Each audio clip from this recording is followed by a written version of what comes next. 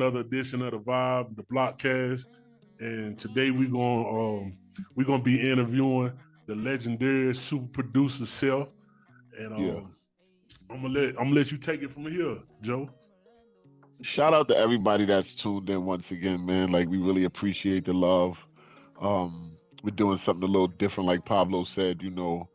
We putting our platforms together. It's the Vibe, and then it's the Blockcast. Thank you to everybody that tuned in yesterday for episode 1. We appreciate the love. Please like, share, and subscribe. Today is a kind of special show, though. You dig what I'm saying? Like, we got something big going on the show today. So we got a legend in the house. Yes, we do. We definitely have a legend in the house. Who? Yeah. Now you're talking about who? So you know what? What I like to do with people who are seasoned and who are legends, I'm gonna let you go ahead and introduce yourself, big bro. Tell them who you are, what you do, and where you from, and then I'll take it from there. I'm super producer, self-service. I am a music executive, producer, film producer. Been doing this for over 30 years. I sold over 50 million records. Say it louder for the people in the background. I sold over 50 million records collectively. I just got awarded an achievement award from the mayor of New York City for my contributions to hip hop.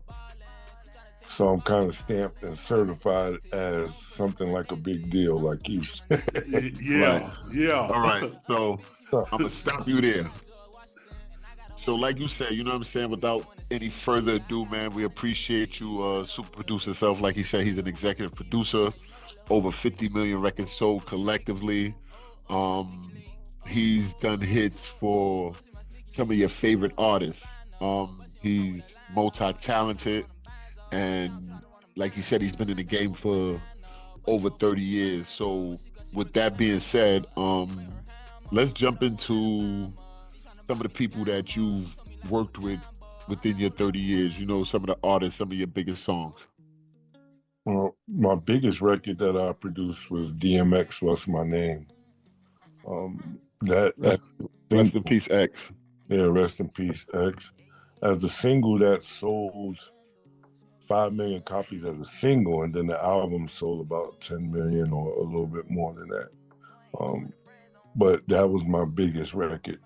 But I done worked with DMX, God bless the dead, Big Pun, God bless the dead. Rest in peace. Ja Rule, Jay-Z, Nas, LL Cool J, Dipset, Juelz Santana, Camron, Bone Thugs and Harmony. Right. And it's a great big list. There's so many, sometimes I'll be forgetting, because I've done it for so long. Sometimes I forget everybody I work with, but I work with a plethora of people, like a whole bunch. That's what a pioneer gets you. When you're a pioneer in this game, that's what it do. Yeah, and you tend to forget sometimes. especially after being in the game for 30 years, Yeah. So now I just do more executive work and consulting, and I sit back and help people get their stuff together with the industry and stuff like that. So let me ask you a question. So tell us, how much have the game changed since you came in the game to now? It changed considerably, considerably. When I was first coming up in the game, I came in the game about 95, 96, about that. Okay. And back then it was no computers. It was the SSL board and the 2-inch tape. You know what I'm saying? So that was one of the biggest changes from when I first learned how to produce, or from my first couple of placements I got. But, the way the business was run then, as far as demos, shopping your demo to the record labels and getting a deal, and they speculate how much you're going to do as an artist, compared to now, you could just go viral. You know what I'm saying? And right. Being an artist is a whole different process now. You know what I'm saying? But and back then it worked good for what it was then, but Now, if you know how to deal with what's going on now, it works for people now in this generation. You know what I'm saying? As far as TikTok, social media, and all that, making all that stuff work. But it's almost like you just got to put more into yourself than the label would be putting into you. You know what I'm saying? And the same energy that they would have been doing if you got signed to Universal, Def Jam, Sony, anything like that, and they say, all right, here's a couple of $1 million and we'll put you out as an artist. Back in the day, because that's how it used to work. You know what I'm saying? They'll give you a budget up front, and then they'll take care of everything else, all the back office work, your studio time, your housing, your car, everything. And your marketing promotions. In today's time, if you go viral, you still got to do all them things the label would have been doing if I signed. And that's where everybody be messing up. Some people get it, some don't. Like they just think you go throw up a video, and if it go viral, you pop, and like you only just getting the social. Well, it's a lot. Right. I was about to say, don't even go into that. You do provide a service, you know, and if they want that service, then you know they got to come on your platform and holler at you. You know, me and I'll take care of the rest of it. The game meant to be sold, not told. Sold, not told. That's a whole fact. I done told it enough. I'm not holding it no more. I'm selling it. Right. So, what was your? Before I even ask you that, what made you get into producing? You asked me that yesterday. I didn't know I had this talent. Okay. At all. I went to prison in 87. Came home 93. And I was destined to go back to prison. I was just gung-ho on just being in the streets. You know what I'm saying? And then my man, he seen me headed back toward the, you know, the big house. And he at the time was had a baby with Salt from Salt and Pepper and was engaged to Salt from Salt and Pepper, the rap group. And then he was like, yo, you just need to stick with us, man, and keep you out of trouble and all that, you know? Right. We had built a studio in Salt's house, and there was a bunch of keyboards there and stuff like that. And there was one that didn't have no manual or nothing, and nobody never used it. And I'm there all the time.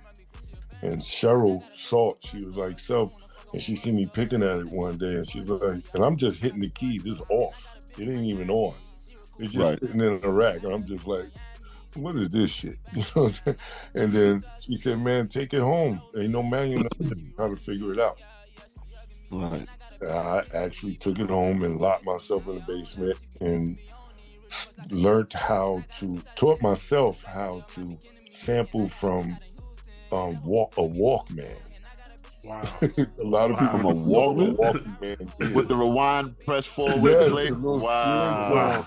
I put the adapter to it and ran it into it was an ASR 10 keyboard. Right.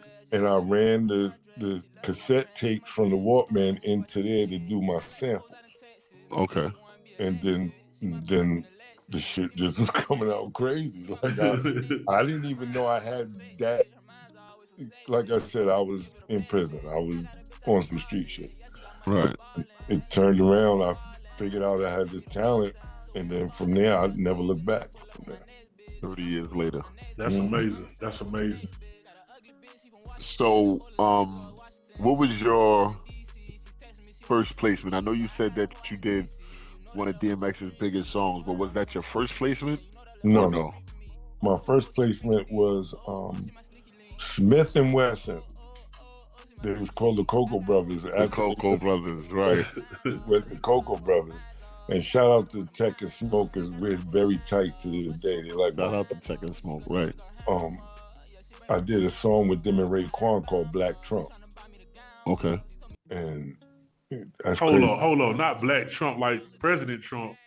Nah, the record is called Black Trump. We're talking about this came out in 96. 96. So it might, when they named it, Guess Who's the Black? Well, I used the sample from Raekwon, like, Guess Who's the Black Trump? Inside of it, it was cut inside the beat. Right. So they named it Black Trump. But Raekwon had said that in one. I took the sample from one of Raekwon's records from earlier. That's how he ended up being on the record. But it was just something that Raekwon said in one of his records, and it ended up being their single. And I ended up doing 5 records on that whole album. Okay. And the illest shit about that is, and this is what made me never look back. Because, you know, like I said, I was on some street shit. Then I sold my first beat, that Black Trump. They gave me $5,000 for that beat. Mm-hmm. And then they took 4 more beats at $5,000. Oh yeah. You were sold then. Yeah. Said, hold on a minute. Yeah. I said, hold on a minute. I said, hold on. I'm out here selling drugs for my man and them sneaker money. Like, I'm literally not, you know, Joe, you know, back in the day, niggas wasn't making too much money on the block. It was short money. The niggas that owned the drugs, they was pimping the shit out of everybody else. You was selling dimes and they was giving you $2 off every dime, right? $2 off every dime. Right. So, or $1 even at times. But when I seen my check with 20 grand, I said, and I'm fresh out of prison, I'm like, nah, I'm good. I'm gonna stick right here. I'm gonna stick to this.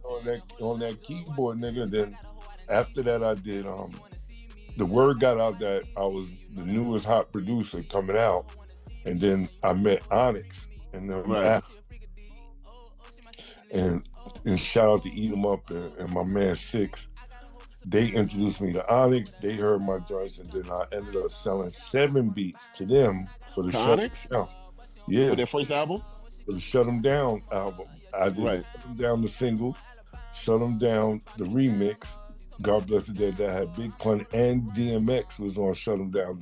That DMX record was before Get At Me, though. Okay. So you responsible for half these niggas. Your DNA and all these niggas shit. Yeah. You responsible for half their career. Basically, it is. And this is why the mayor gave me my award in the ceremony. Because it's like I pioneered and contributed a lot. And I didn't even look at it like that. It's just naturally me being myself. You know what I'm saying? Right. I'm just like, okay, now I figured out I can make some money over this, and it's easy to me. Like, it's just too easy to me to do. Even to this very day, making beats is just like easy. That's a whole fact. I've witnessed it.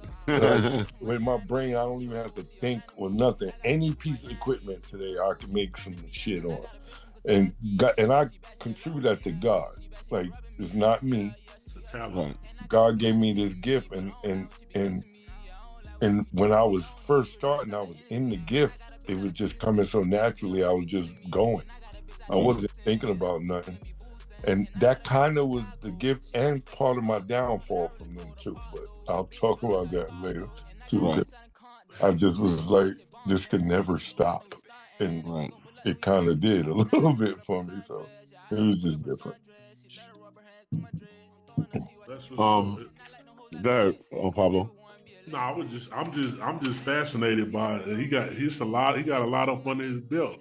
Listen, he hasn't even, like, if you go and check his discography, like, he didn't even mention, Ron Isley, like, it's a lot of people that he hasn't even mentioned.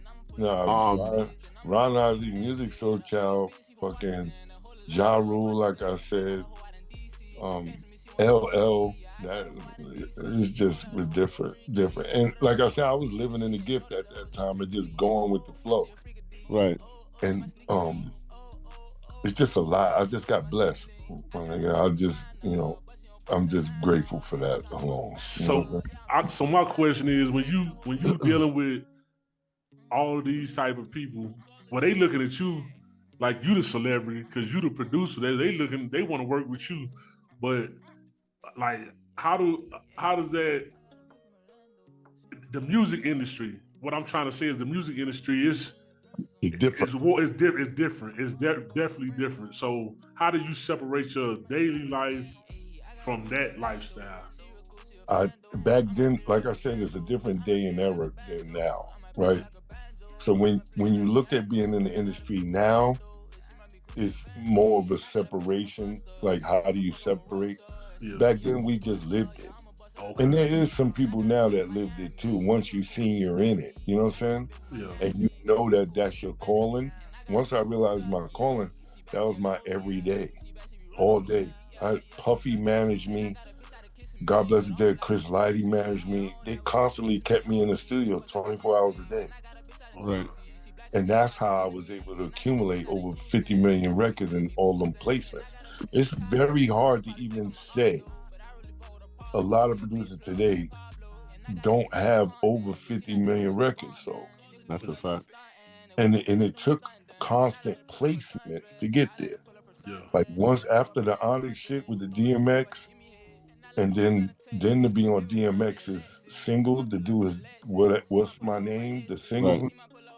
Everybody in Mama was calling me. So my life was just on tour, state to state, just constantly in studios 24 hours a day. And I was young at the time, fresh out of prison, and I had the energy for it. You know what I'm saying? Okay.